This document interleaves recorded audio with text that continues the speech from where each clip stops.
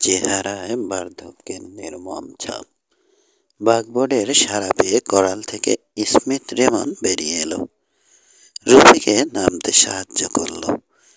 তারপর বৃদ্ধের উদ্দেশ্যে মৃদু মাথা ঝাঁকালো। মানুষটা তেমন কথা বলছে না, রুবি বলল স্মিথ নিচু গলায়।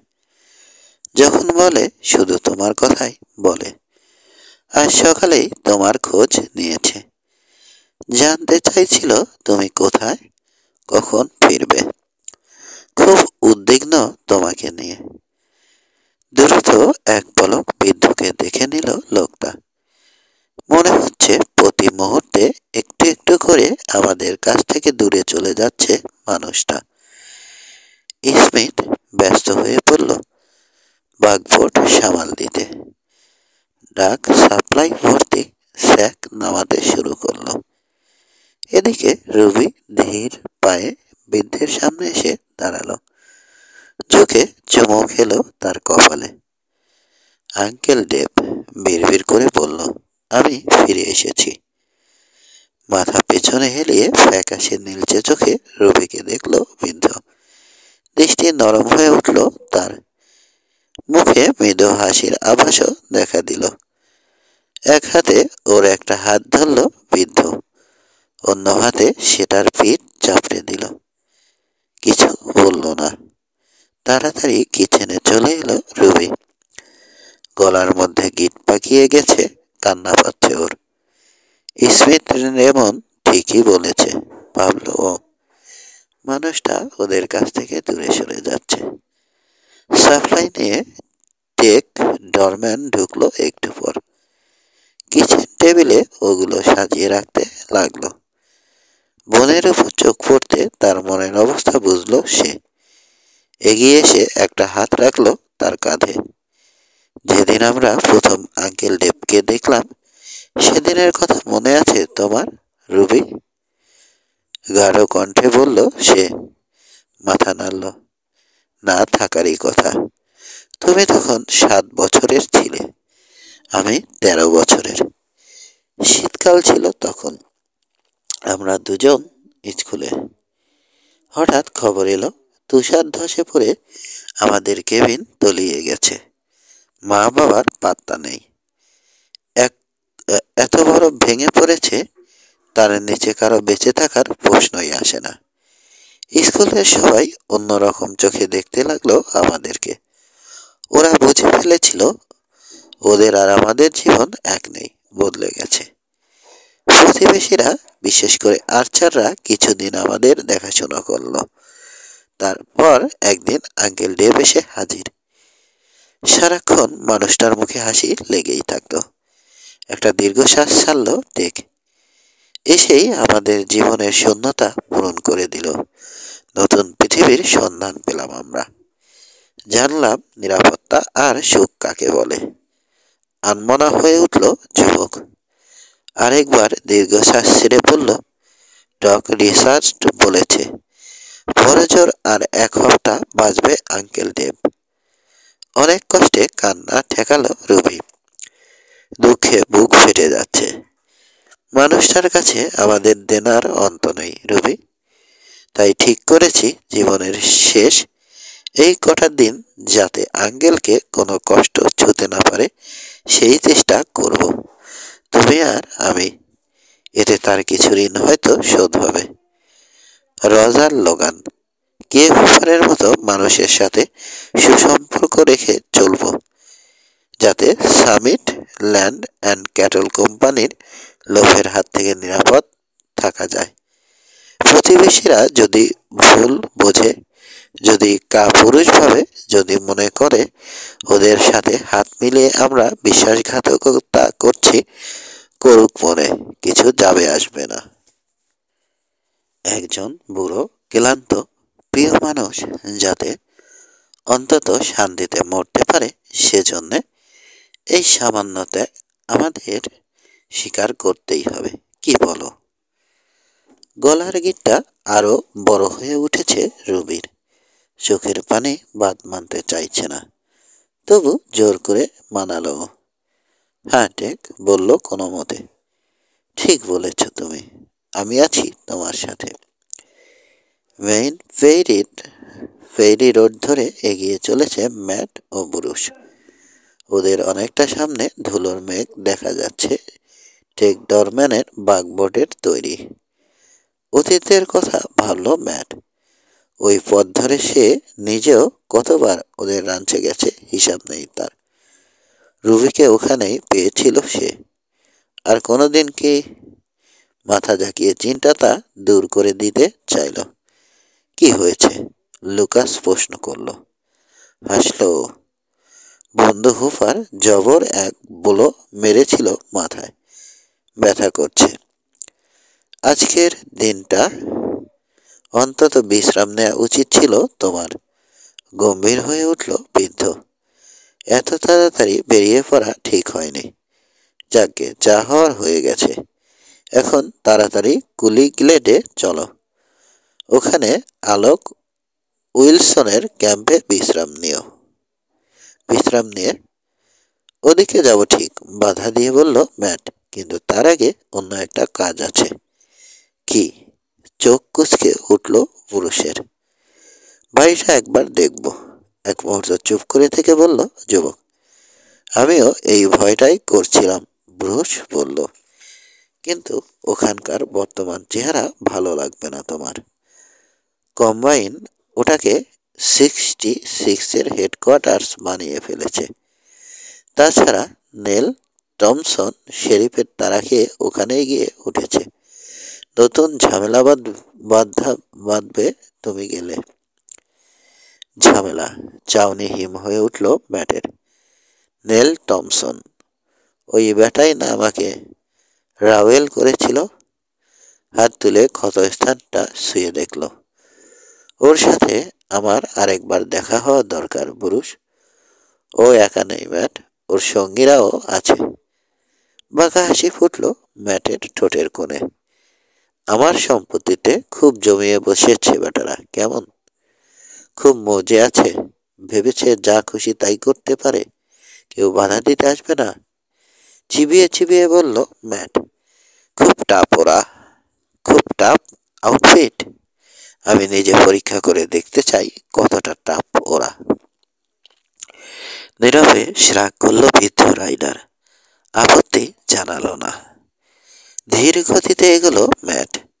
সামনে একটা বড় লেক। রুবিকন ক্রিক এসে মিশেছে ওটার সাথে। লেকের অন্য পাশে বড় এক জলাভূমি। তার পূব প্রান্ত ঘেঁষে ক্রিক অতিক্রম করে গেছে রাঞ্চের রাস্তা। চলার মধ্যে লেকের দিকে তাকালো ম্যাট।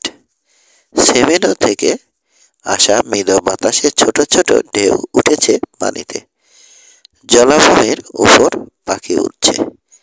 বিচিত্র স্বরে ডাকছে ওরা।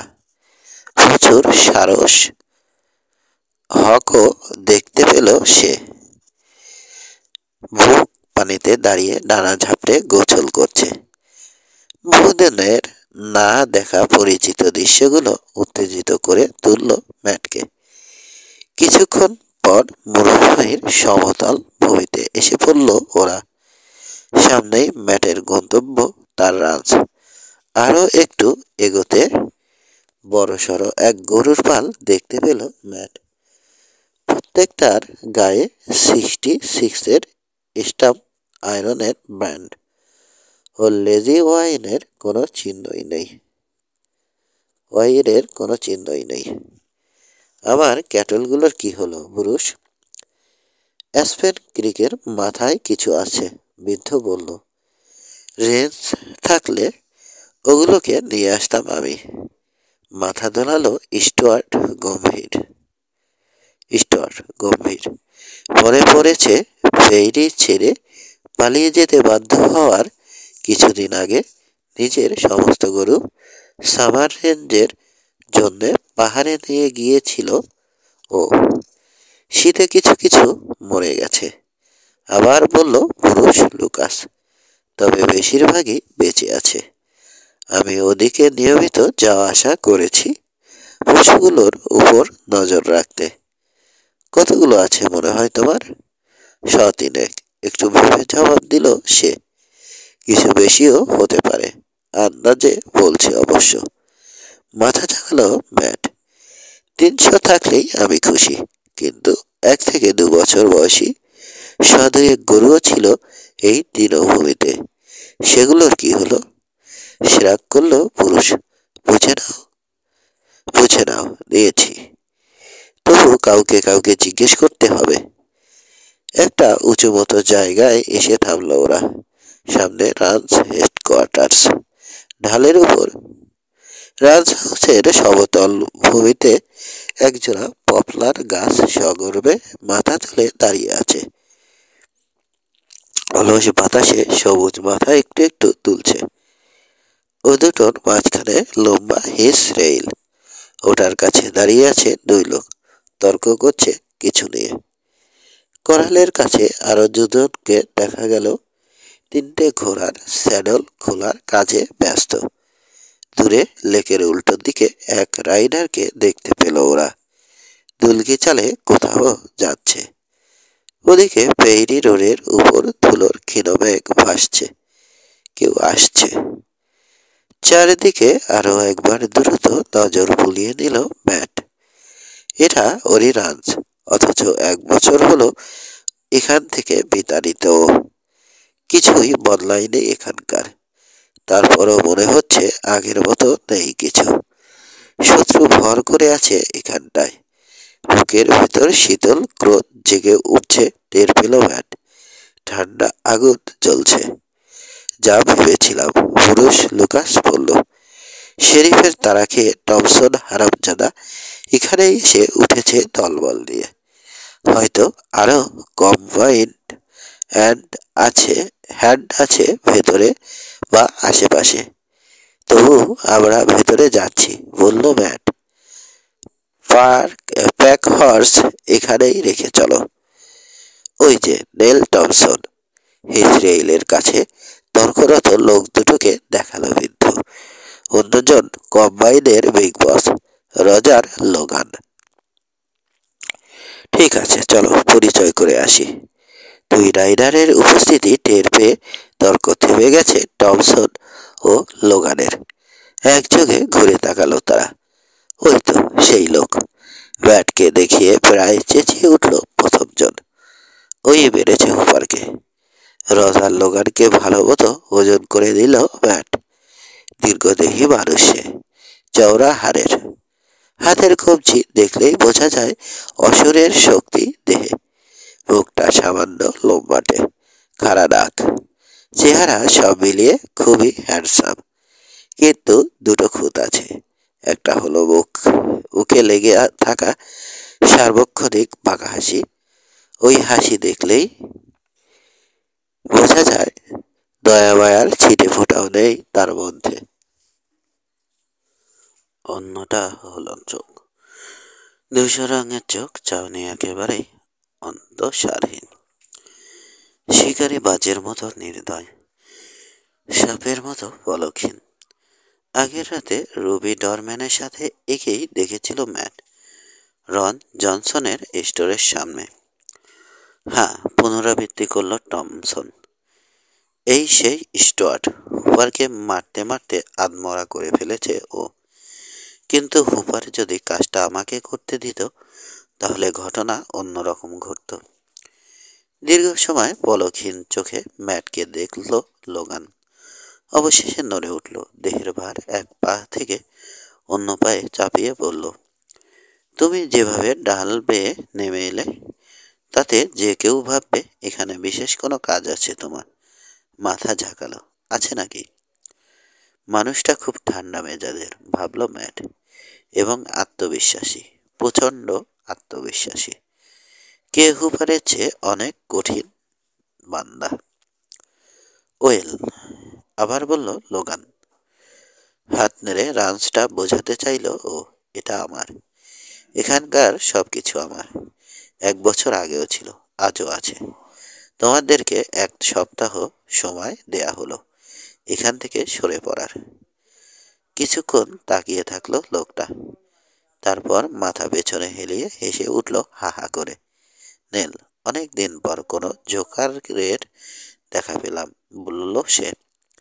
এমন মজার জোক বহুকাল শুনিনি আমি। ভুল করছো তুমি মিস্টার, ম্যাট বলল। সময় হলে আমি যেভাবে ব্যাপারটা হ্যান্ডেল করব, তার মধ্যে হাসির কিছু খুঁজে পাবে না তুমি। 1 সপ্তাহ মনে রেখো, তারপর আমার অন্য চেহারা দেখতে পাবে তোমরা।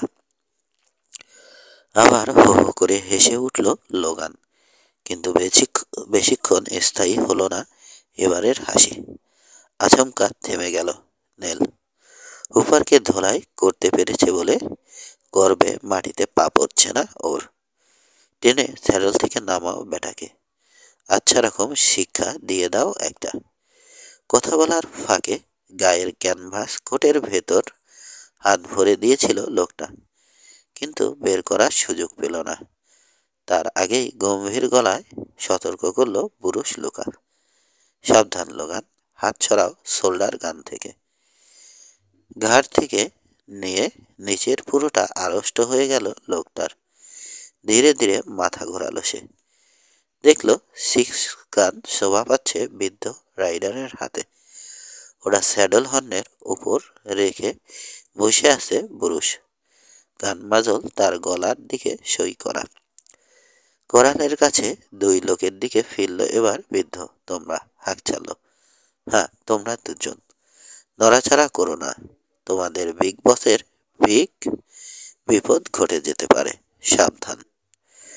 একটু একটু করে হাত নামিয়ে নিল রজার লোগান, চোখে খুনির দৃষ্টি।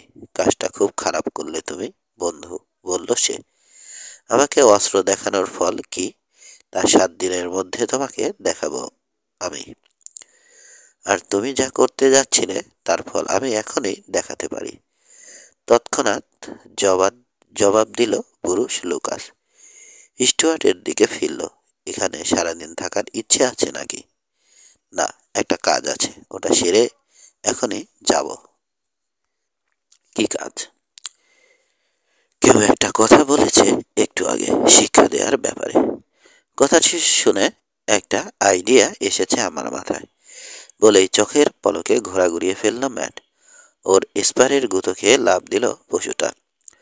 ওদিকে লোগানের নির্দেশে ওকে শিক্ষা দেওয়ার জন্য কয়েক পা এগিয়ে এসেছিল টমসন। ঘোড়াটা তার দিকে ঘুরছে দেখে সামনে থেকে সরে যাওয়ার চেষ্টা করলো, কিন্তু পারল না। নাক মুখে ওঠার প্রচণ্ড এক ধাক্কা খেয়ে ঘুমিয়ে উঠল লোকটা। উড়ে যাচ্ছিল, তার আগেই ঝুঁকে থাবা চালালো স্টুয়ার্ট। সবসময় সাদা ও কালো রঙের একটা ব্যাক স্কিন ভেস্ট পরে নেল, কারণ ওই জিনিস তার খুব পছন্দের। কেননা ওটা পরলে তাকে আরো বেশি স্বাস্থ্যবান মনে হয়। সবচেয়ে বড় কারণ, ওই ভেস্ট গায়ে থাকলে তার ধারণা 1000 জনের মধ্যে থেকেও তাকে চিনে নিতে সুবিধা হয় সবার। কিন্তু এত স্বাদের ভেস্টই যে শেষ পর্যন্ত ডোবাবে ভুলেও ভাবেনি লোকটা। থাবা দিয়ে পেছন দিক থেকে ওটার অনেকখানি মুঠো করে ধরল ম্যাট। হ্যাঁচকা টান মেরে লোকটাকে শূন্যে তুলে ফেলল। পর মুহূর্তে ঘোড়া ছোটালো। একটা বৃত্ত রচনা করে দ্রুত বেগে ঘুরতে লাগলো ওটা। অসহায় রাগে চিৎকার করে উঠল টমসন। বারবার পিস্তল ড্র করার চেষ্টা করতে লাগলো, একই সাথে নিজেকে ছাড়াবার জন্য প্রাণপণে লড়াই করছে। কিন্তু কোনো চেষ্টাই সফল হলো না তার। ভেস্টের বেকায়দা টানে দুহাত প্রায় আত্মসমর্পণের ভঙ্গিতে উপরে উঠে গেছে। ওদিকে পা মাটিতে রাখতে পারলেও খুব একটা সুবিধে হচ্ছে না। ঘোড়ার গতি ক্রমে বাড়িয়ে চলেছে ম্যাট। ওটার সাথে তাল রেখে ছুটতে পারছে না সে। হাঁটু ভেঙে যাচ্ছে বারবার। কিন্তু ম্যাটের আসল উদ্দেশ্য তখনও বুঝতে পারেনি লোকটা। গোটা 10 চক্কর শেষ করে ওকে ডান পা স্টিরাপ থেকে মুক্ত করতে দেখে আটকে উঠল সে। পরক্ষণে চেঁচিয়ে উঠল যন্ত্রণায়। কিন্তু নির্দয় হয়ে উঠেছে তখন ম্যাট। সেদিকে খেয়াল না দিয়ে লাথির পর লাথি মেরে চলল নেলকে। ওর রাওয়েলের আঘাতে আঘাতে কিছুক্ষণের মধ্যে সারা পিঠ নিতম্ব কেটে ছিঁড়ে একাকার হয়ে উঠল, রক্তে ভেসে যাচ্ছে। ধুলোর মেঘের মধ্যে ম্যাটের চক্কর চলতেই থাকলো। ওদিকে লোগানো তার সঙ্গীরা হতভম্ব।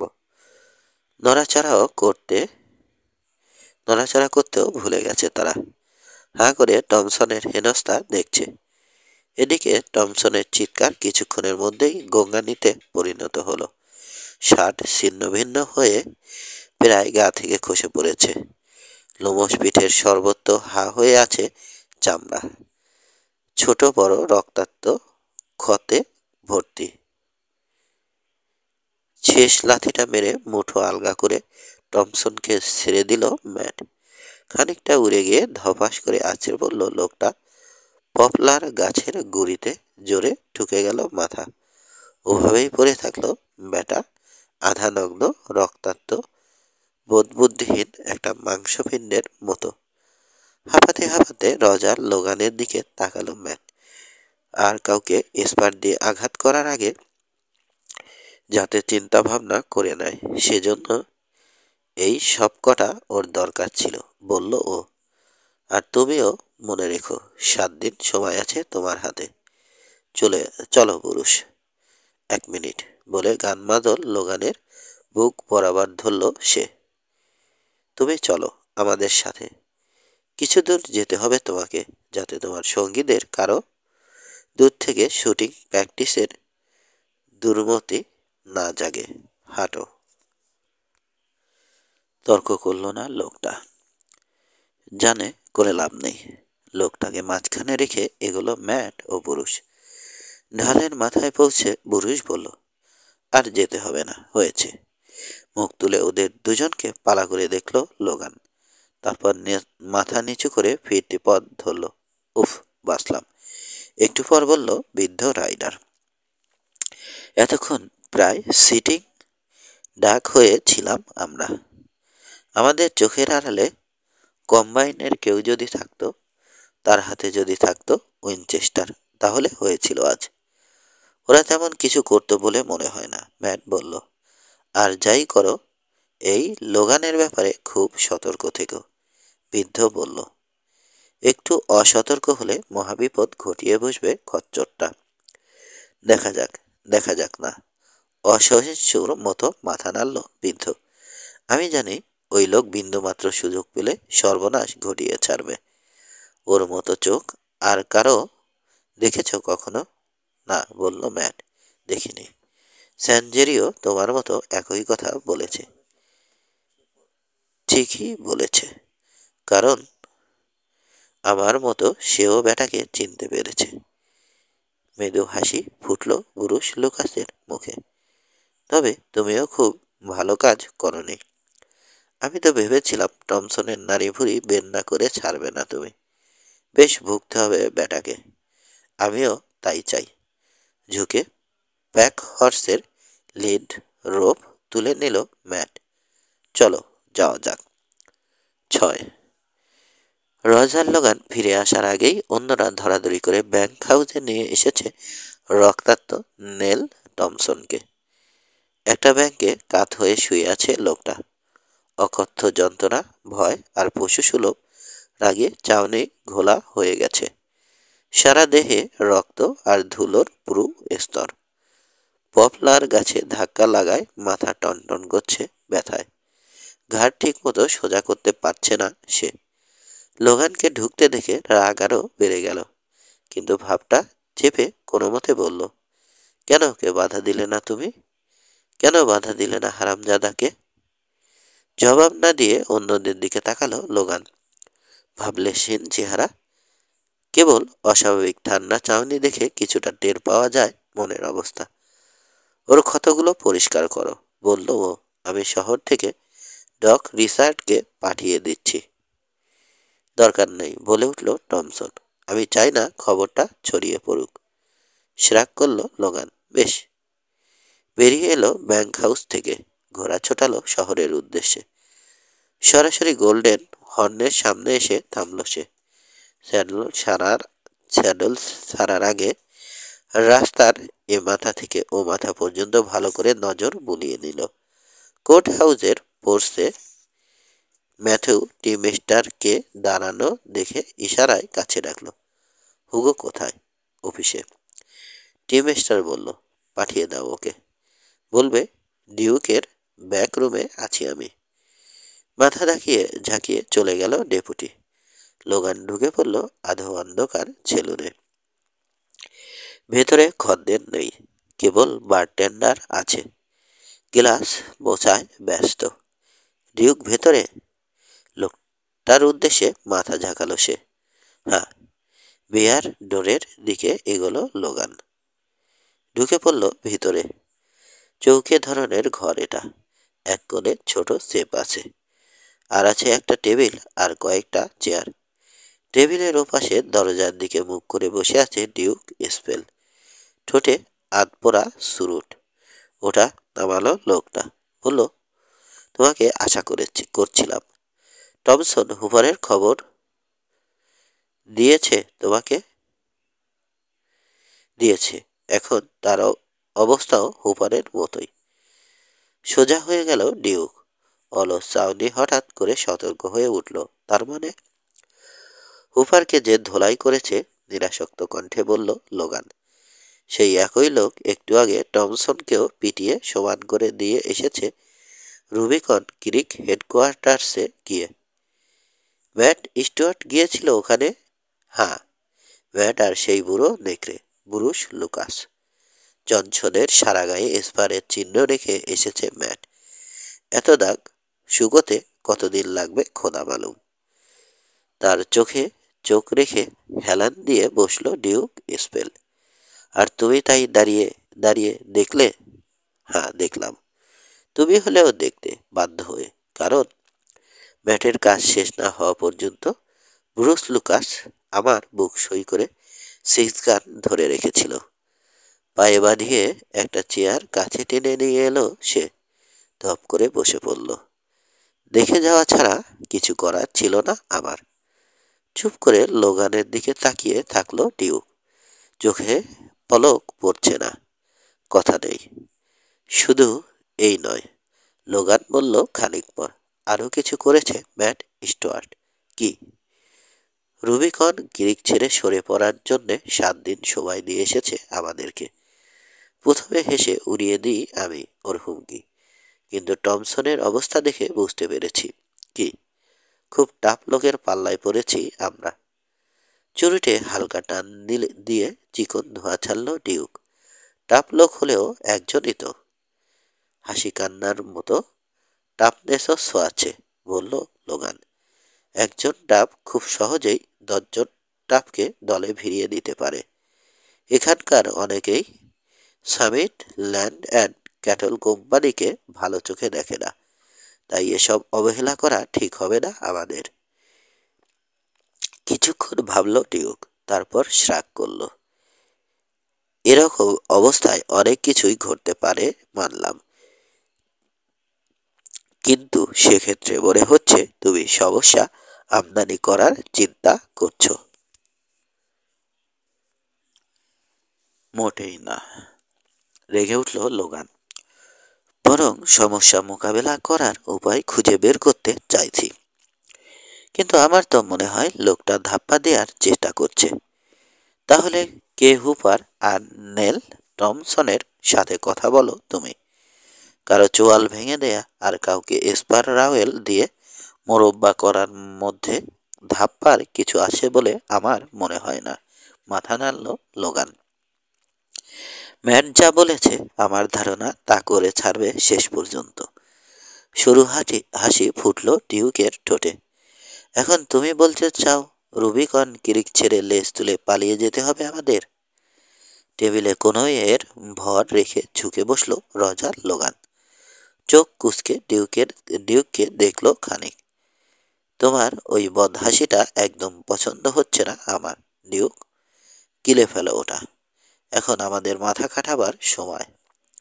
এক ভাই যখন মনে করে দুজনের মধ্যে সেই সেরা, তখন অন্য ভাই ভাবে ঠিক উল্টোটা। আর দ্রুত হাত তুলে বাধা দিল ডিউক। আরে থামো থামো, মাথা গরম গবেট কোথাকার। বাইরে কেউ এসেছে। হুগো বার্নেট, বলল লোগান। টিম স্টারকে পাঠিয়েছিলাম ওকে খবর দিতে। প্রায় সঙ্গে সঙ্গে দরজায় নক করে ভেতরে ঢুকলো শেরিফ। সরাসরি রজার লোগানের দিকে তাকালো। আমাকে ডেকেছ তুমি? মাথা দোলালো সে। হ্যাঁ, বসো। ডিউক, চুরুট দাও আমাদের। লোগান ও হুগো চুরুট ধরালো। হুগোকে খুব ধীর স্থির লাগছে, কারো সাথে আলাপ করার মুডে নেই, একটু গম্ভীর, নজর সামনের দেয়ালে। ব্যাপারটা খেয়াল করলো ডিউক। লোগানের উদ্দেশ্যে ঠোঁট উল্টে মৃদু শ্রাগ করল। চেয়ার সারল লোগান। কয়েকবার রুমের এ মাথা ও মাথা পাইচারি করে শেরিফের সামনে এসে দাঁড়ালো। ওই লোক ম্যাট স্টুয়ার্ট আজ রুবিকন ক্রিকে গিয়েছিল। শেরিফ বলল সে। জানে, শুনেছি, কাটা কাটা জবাব দিল শেরিফ। হারামজাদা ম্যান হ্যান্ডেল করেছে নেল টমসনকে, স্পার দিয়ে ওর সারা শরীর কেটে ছিঁড়ে। ওটা টমসনের পাওনা ছিল, শান্ত গলায় বলল শেরিফ। সেই আগে স্পার করেছে স্টুয়ার্টকে, আমি দেখেছি, কিন্তু আমি তেমন কোনো চিহ্ন দেখিনি ম্যাটের গায়ে। লোগান রেগে উঠল। যদি কোনো চিহ্ন থেকেও থাকে, তার চেয়ে 1000 গুণ বেশি চিহ্ন আছে টমসনের গায়ে। মন্দ কি? তেমনি ধীর স্থির শেরিফ। ব্যাপারটা ওর জন্যে একটা শিক্ষা হয়ে থাকবে। লোকটার গা ছাড়া ভাব দেখে বিস্মিত হলো লোগান। দাঁতে দাঁত চেপে বলল, তুমি বুঝতে পারোনি আমার কথা হুগো। লোকটা যা করেছে সেজন্যে ওকে গ্রেপ্তার করা উচিত তোমার। আমি জানতাম তুমি এই কথাই বলবে। মাথা দোলালো শেরিফ। টমসন মরেনি তো? অথবা মরার মতো অবস্থা হয়নি তো ওর? না, কিন্তু ঠিক আছে, বাধা দিল সে। ম্যাটকে যদি অ্যারেস্ট করতে চাও, জাজ হেনরির কাছে গিয়ে ঘটনা জানাও, ওয়ারেন্ট ইস্যু করাও তাকে দিয়ে। তোমরা এই কাজটা করিয়ে নিয়ে এসো। আমি ম্যাটকে ভেতরে ঢুকাচ্ছি, নইলে আমার কিছু করার নেই। ঝট করে ঘুরে দাঁড়ালো লোগান। রুমের আরেক মাথায় গিয়ে রাগে ফুঁসতে লাগলো। দু চোখ ধকধক করছে। তোমার কথাবার্তা কেমন যেন তেরা শোনাচ্ছে আজ হুগো, বলল সে। একটা সাধারণ অ্যারেস্টের ক্ষেত্রে তোমাকে এত কিছু করতে হয়, এ কথা তুমি আমাদের বিশ্বাস করতে বলো? বলি, কারণ এই লোকের ক্ষেত্রে এর সবই করতে হবে আমাকে। কিন্তু কেন? প্রায় বিস্ফোরিত হলো লোগান। অথচ শেরিফের মধ্যে রাগের ছিটে ফোটাও নেই, বরং এখন আরো শান্ত সে। কারণ এখন থেকে এভাবেই কাজ করব আমি। প্রতিটা পা ফেলবো আইন মেনে। আর তোমাদেরকেও সতর্ক করার জন্যে বলছি, যদি জাজ হেনরির সামনে কোনো অভিযোগ নিয়ে যেতে চাও, সাথে সাক্ষী প্রমাণও নিয়ে যেও, নয়তো নিজেরাই উল্টেও বিপদে পড়ে যেতে পারো। তার সামনে এসে দাঁড়ালো লোগান। আইনের মারপ্যাচ শেখাচ্ছ? চিবিয়ে চিবিয়ে বলল। 1 বছরও হয়নি। সেসব এখন ইতিহাস। আবারও বাধা দিল শেরিফ। তখন আপাদ মস্তক এক লোভী, নিজের মাথা বিক্রি করে দেয়ার মানসিকতার লোক এলিয়াস সেলডন ছিল রেঞ্জে। টেরিটোরিয়াল কোর্টের নির্দেশে আজ সে সাসপেন্ড হয়ে আছে। বিচার আর শাস্তির অপেক্ষায় দিন গুনছে। তার সাথে জাজ হেনরির পার্থক্য আকাশ পাতাল। তুমিও তো এলিয়াসের নির্দেশ মেনে কাজ করেছি, তার কোর্টের নির্দেশ পালন করেছি। আইন অনুযায়ী সেটাই করার কথা আমার। তার মানে এই নয় যে আমি কোনো অন্যায় করেছি, কিন্তু এখনকার চিত্র সম্পূর্ণ আলাদা। কতখানি আলাদা? অনেক। টেনে বলল শেরিফ হুগো বার্নেট। জাজ হেনরি এলিয়াসের তুলনায় সম্পূর্ণ উল্টো ধাঁচের মানুষ। আপাদমস্তক সৎ এবং খাঁটি একজন বিচারক। অর্থাৎ তোমার সাহায্য আর পাচ্ছি না আমরা, এই তো? লোগান বলল। শ্রাগ করল শেরিফ। আমাকে দিয়ে কোনো বাড়তি সুবিধে তোমরা আদায় করতে পারবে না, সেটাই বোঝাতে চেয়েছি আমি। এখন তোমরা যেভাবে নিতে চাও নিতে পারো। হঠাৎ কথা বলে উঠল ডিউক স্পেল। হুগো, পরবর্তী ইলেকশনের কতদিন বাকি? ঝট করে লোকটার দিকে ফিরল শেরিফ। ঠান্ডা অন্তর্ভেদী দৃষ্টিতে তাকিয়ে থাকলো কিছুক্ষণ। 1 বছর কেন? ভাবছি তার আগেই তুমি রিটায়ার করতে চাও কিনা। প্রচ্ছন্ন হুমকি ফুটল লোকটার বলার মধ্যে। না, চাই না এবং করবও না। চেহারা দ্রুত বদলে যেতে লাগলো ডিউকের। যদিও বাইরে স্বাভাবিক থাকার জন্যে আপ্রাণ চেষ্টা করল। তুমি ওই অফিসে ততদিন থাকবে যতদিন আমি আর লোগান চাইব। তোমার বন্ধু কারা কথাটা যতদিন মনে রাখতে পারবে ঠিক ততদিন ওই স্টার পড়তে পারবে তুমি। যেদিন কথাটা ভুলে যাবে হুগো, সেদিন কুকুরের মতো লাথি মেরে তোমাকে পথে নামিয়ে দেয়া হবে। ভয়ঙ্কর রাগে চেহারা কালো হয়ে উঠল শেরিফের। দুচোখ প্রায় বুজে এলো। উঠে দাঁড়ালো সে ধীরে ধীরে। ডিউক চাপা অনুত্তেজিত গলায় বলল, কথাটা বলে ভালোই করেছ তুমি। এর ফলে সিদ্ধান্ত নিতে সুবিধে হবে আমার। এবার আমার কথা খুব মন দিয়ে শোনো। আমি বাস্তব রাজনীতিতে বিশ্বাসী। আমার অফিসেও সেই চর্চা চলে। একটা স্টার ধরে রাখতে মানুষকে কি করতে হয় আমি তা খুব ভালো করে জানি এবং আমি তা করেও থাকি। আমাকে হুমকি দিয়ে এইমাত্র বড় এক ভুল করলে তুমি। খুব খারাপ ভুল। দরজার দিকে এগোলো সে। কি খেয়াল হতে ডোর নবে হাত রেখে ঘুরল।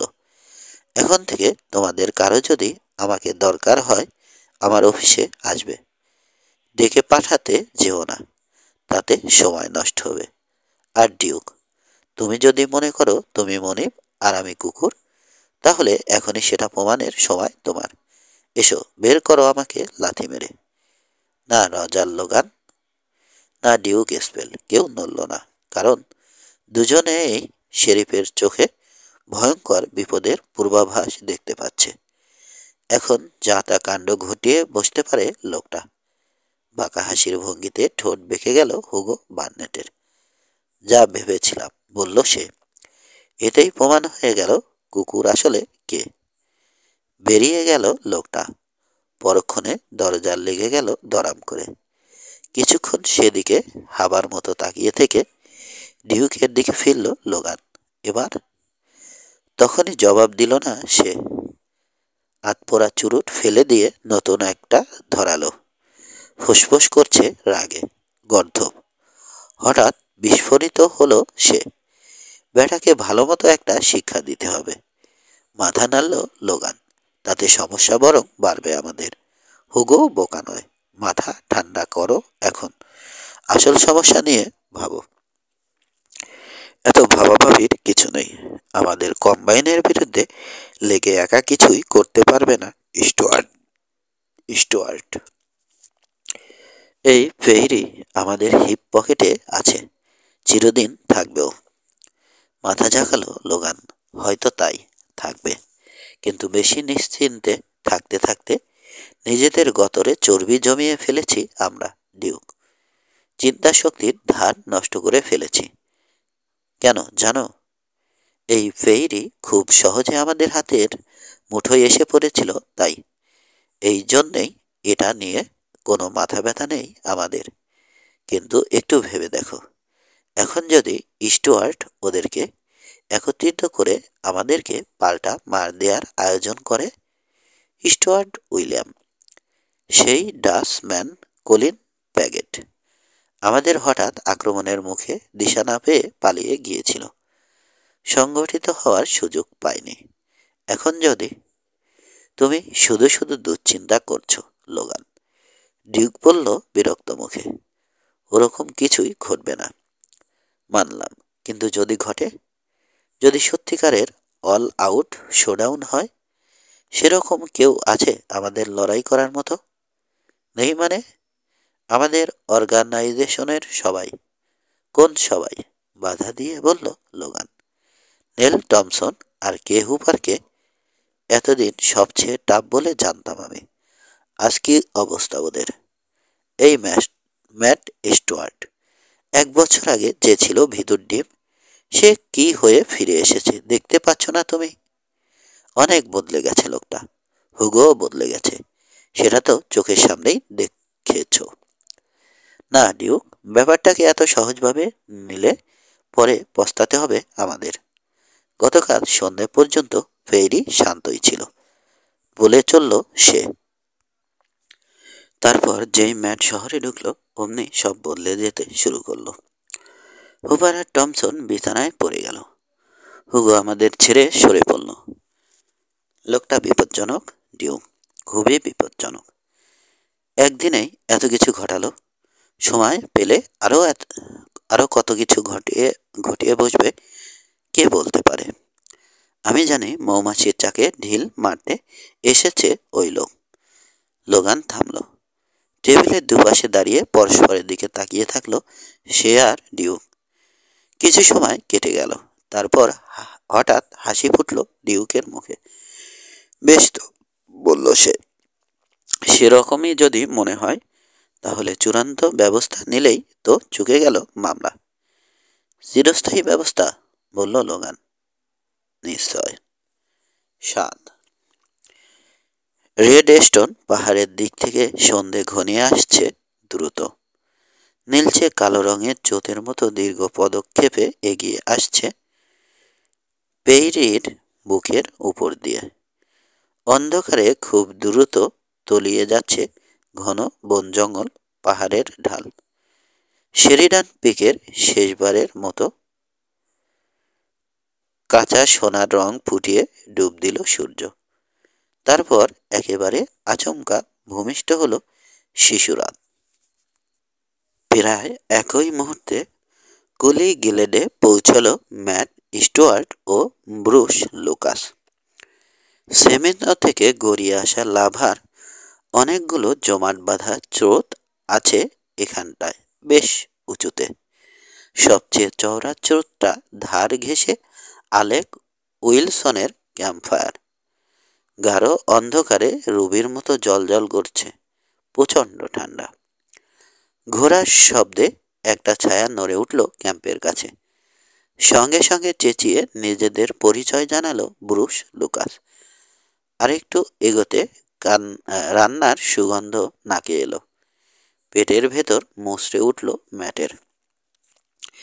খেয়াল হলো সকালে নাস্তার পর এ পর্যন্ত কিছুই পেটে পড়েনি।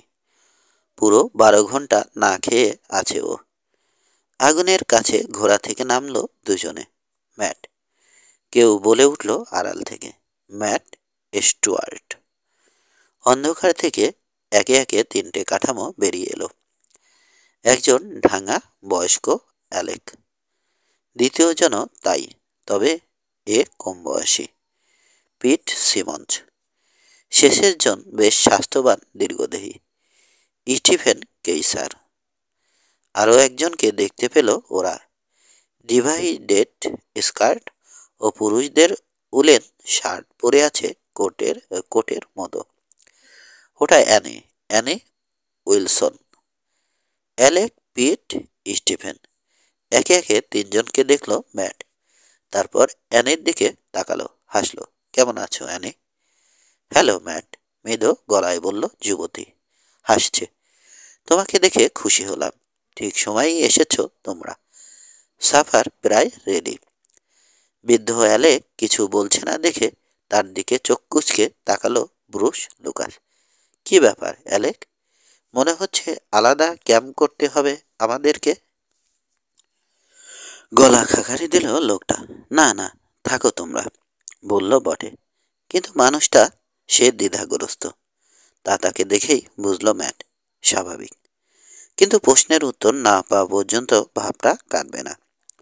খাওয়া শেষ না হওয়া পর্যন্ত পরিবেশ থম মেরে থাকলো। কথা নেই কারো মুখে। কিন্তু ম্যাটের দিকে বিশেষ নজর দিল না। একে খিদে অবস্থা কাহিল, তার উপর চমৎকার রেঁধেছে মেয়েটা। একেবারে খাওয়া শেষ করে মুখ তুলল ম্যাট।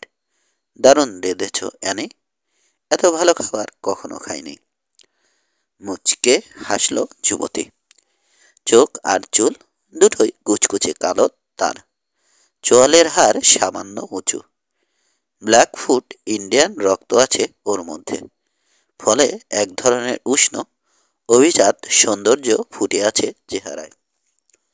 সাফার ডিশ ধোয়া মোছায় মেয়েটাকে সাহায্য করতে এগোলো বুরুষ লুকাস। ম্যাট প্রচুর বেকন নিয়ে এসেছে, অ্যানি বলল সে।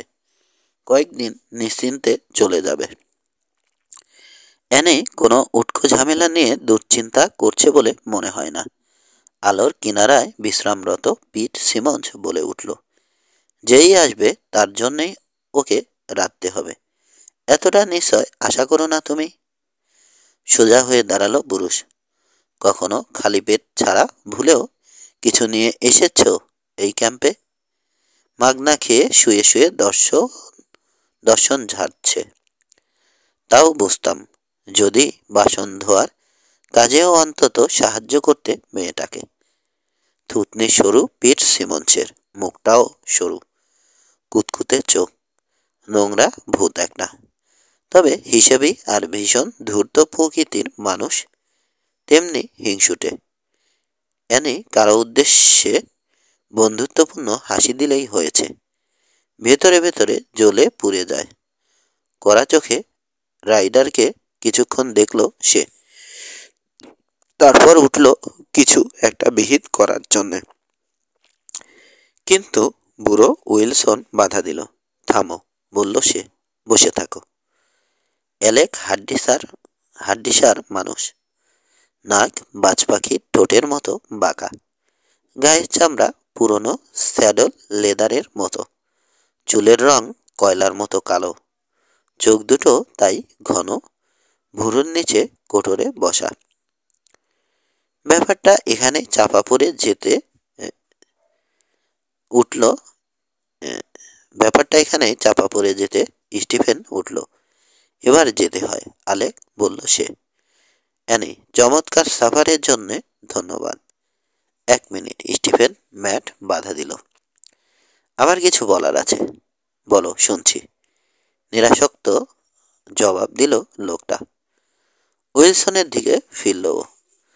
তোমারও শোনা দরকার অ্যালেক। জেফ হিকারসন, জনি ব্র্যান আর কলিন প্যাগেটেরও শোনা দরকার কথাগুলো। যাদের উদ্দেশ্যে বলা তাদের কেউ নড়ল না, নিরাসক্ত চোখে ওর দিকে তাকিয়ে অপেক্ষায় আছে। কারো কারো ধারণা আমার ভুলের জন্যই Land and Cattle Combine Summit Ferry দখল করে নিতে পেরেছে, বলল ম্যাট। এরকম কেন ভাবা হয়েছে আমি জানি না, তার কোনো কারণও দেখি না। অনেকের মতো আমারও রেঞ্জ ও গবাদি পশু ছিল এখানে, সেসব আমি অন্যের হাতে তুলে দেব, এরকম কেন ভাববে কেউ? কারণ আছে বলেই ভাবে, পিট সিমন্স বলল। লেকের পূব দিকে তোমার আর ডরম্যানদের লেআউট।